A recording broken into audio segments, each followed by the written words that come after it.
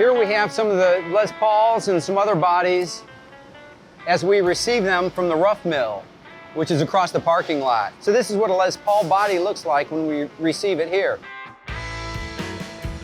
Here we have an ES body that's getting ready for binding. So this is where we do all the binding operations. So we start out by machining that channel around the rim, and that's where that binding will sit in, apply the heat adhesive, and then start that wrapping process. So we take this canvas rope and wrap it all around that body to hold that secure. What are some of those roles that really take a significant apprenticeship to get on the floor? The most significant would be scraping the binding. That takes an incredible amount of skill and finesse. Wrapping the binding on the guitar bodies, hand rolling necks, neck fitting the neck to the body. All of those are probably the pinnacle of the craftsmanship. All of those tasks I just mentioned take at minimum 2 months to train someone to do those properly. Wow. And then when they're wrapped, they come hang here to dry? Yeah, they'll typically dry for about 3 hours. In the case of the ES, we have the binding on top, we'll unwrap it, apply it to the bottom, and do it again, yeah. Les Paul, like we have here, same process, but it only gets the binding on the top. And that binding will stick up a little proud of that surface, on this surface and on the side. So when it's unwrapped and dry, then we'll take it to a stroke sander and sand that smooth. So as you can see, it's just a big belt sander. We'll take a Les Paul body, put it in the sander on this moving tray. So again, if somebody pushes a little too hard on that top, you start to lose the contour. So this is another one of those jobs that's probably not anybody on the line can just walk in and do, right? That's right. It seems simple, but things can go wrong really quick. You know, there's a lot of this handwork that goes into our guitars. At the rough mill, we do that rough machining with the big CNC machine, but it can only get it so close as you see, and this is why we need to have the skilled craftsmen to be able to do this kind of work. How long does it take to make a guitar here?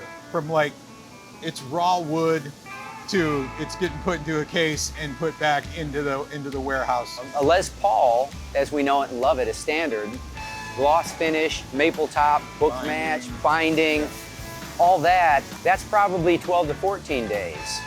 And then at ES, you know, you have the additional construction time in the body, double bound body, that's probably going to be 14 to 16 days.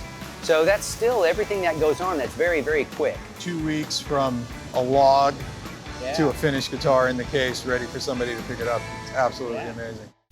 So after guitars come out of color prep, where we do the final sanding and wood filling to prepare them for finishing, guitars enter finishing, they get their base coats to prepare them for the color coats.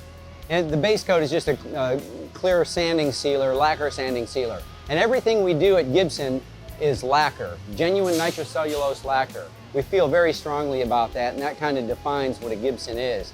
It just has a patina that you can't get with poly finishes aesthetically. And then sound-wise, it's a much thinner finish, so it's not going to hamper the resonance, which even on a solid body, as you know, can affect the sound.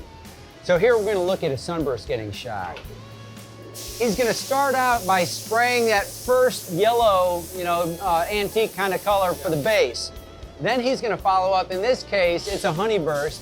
So he'll come back with that shader, and he's going to do that sunburst all around the perimeter. And the sunburst, incidentally, was a Gibson innovation. Really? A lot of people take that for granted, but Gibson came up with the sunburst. How many people do you guys have here that are trained to shoot a sun? I mean, there's so many sunburst Yeah, there's a lot guitars. of sunburst. How many people actually can shoot that finish? Right now, we actively have about 4 to 6 that do it regularly. We have a few people in training, that's why I say 4 to 6. 4 key people and a couple in training. But that's a lot of guitars for them to spray and a lot of responsibility, because it's not just that muscle memory going around the perimeter of the guitar to get that sunburst on, but they have to know what that color is supposed to be, and their eyes have to be in tune to know how to compensate for the variance in the color of wood. You might have a maple top on one that's a little lighter or a little darker, and they have to know how to maybe lean in or pull back or whatever the case may be. So there's a lot of that responsibility that falls on them.